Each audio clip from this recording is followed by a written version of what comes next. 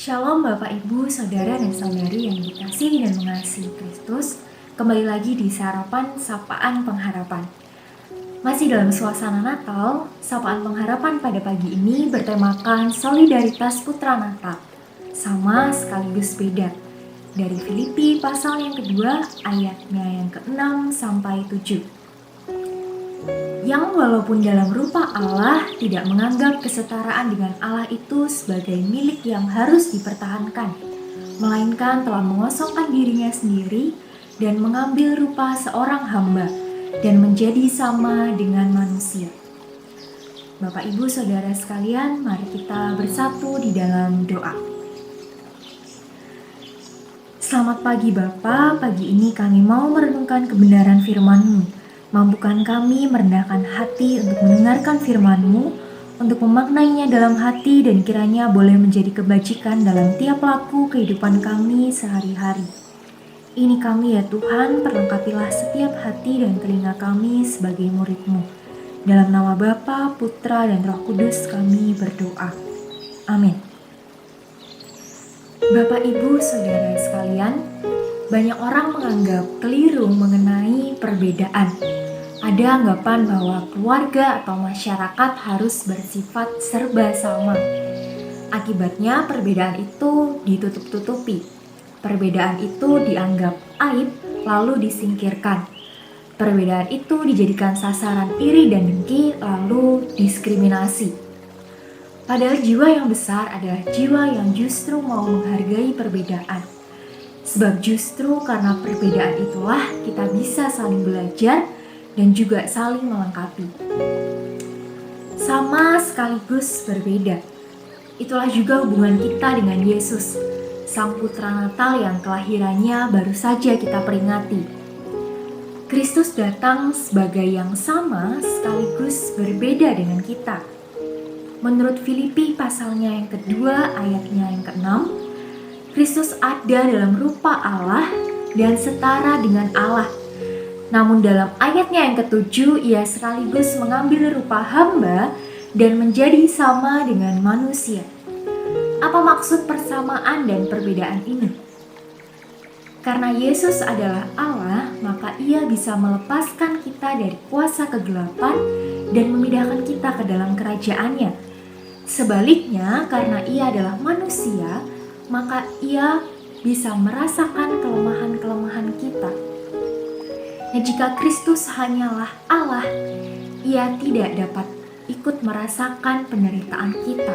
Sebaliknya, jika ia hanyalah manusia, ia tidak dapat menyelamatkan kita. Nah, syukurlah bahwa Kristus adalah Allah sekaligus manusia.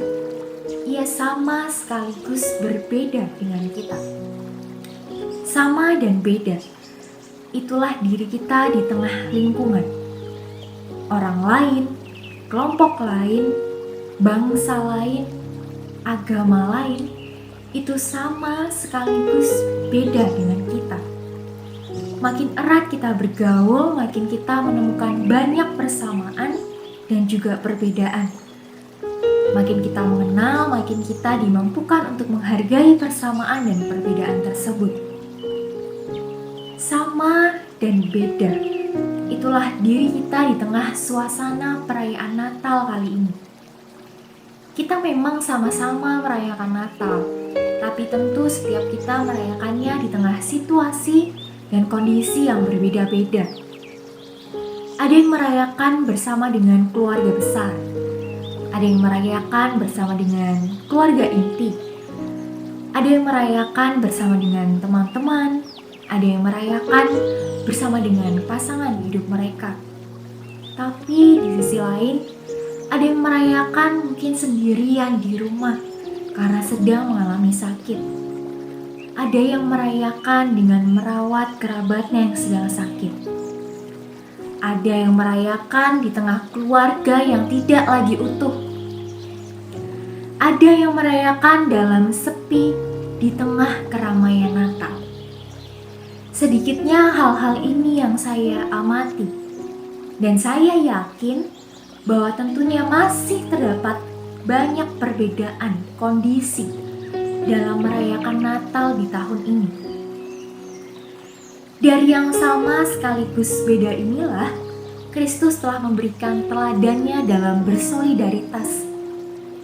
Nah, mari kita dengan kondisi kita masing-masing mau belajar untuk bersolidaritas, untuk mau berempati dengan kerabat-kerabat yang pada kesempatan tahun ini merayakan Natal secara berbeda dengan kondisi-kondisi yang sebelumnya, yang barangkali menjadi sukacita bagi kita, mungkin menjadi duka cita bagi yang lain.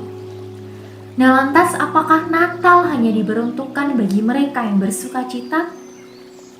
Saya kira Kristus pun tidak menghendaki demikian. Ia pun mau hadir dan merengkuh setiap kita yang sedang dalam kondisi duka cita.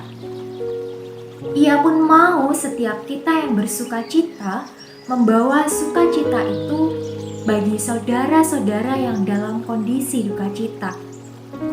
Dan bahkan ia pun mau setiap kita yang berduka cita membawakan pesan agar setiap kita boleh mawas diri dan tidak larut dalam sukacita yang dibalut kemewahan Natal dan justru mengaburkan makna Natal itu sendiri. Kiranya solidaritas Kristus yang lahir ke dunia memampukan setiap kita untuk juga solider dengan sesama kita. Amin. Mari kita menutup perenungan firman pada pagi ini dengan berdoa. Kita akan secara khusus mendoakan tim multimedia dan sound system GKI Kediri. Mari kita bersatu di dalam doa. Bapa yang bertahta di dalam sorga sekaligus yang mau turun ke bumi untuk solider dengan kami, terima kasih untuk perenungan firman-Mu pada pagi ini. Kiranya mampukan setiap kami untuk dapat berempati dengan sesama kami, dan ampuni kami ya Tuhan, jikalau kami masih luput untuk melakukannya. Maka kami memohon Roh Kudus-Mu yang boleh menuntun tiap laku hidup kami. Ya Tuhan, kami kali ini juga mau menaikkan doa bagi tim multimedia dan sound system di GKI Kediri.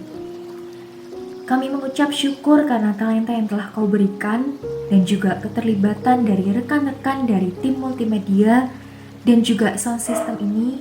Kami dapat mengikuti setiap ibadah onsite maupun online GKI Kediri dengan baik. Kiranya perlengkapilah setiap rekan yang tergabung dalam tim ini dengan semangat melayani, dengan peralatan multimedia dan sound system yang juga memadai. Kami pun menyadari bahwa dalam menjalani karya pelayanan, pasti ditemui adanya tantangan bagi rekan-rekan kami.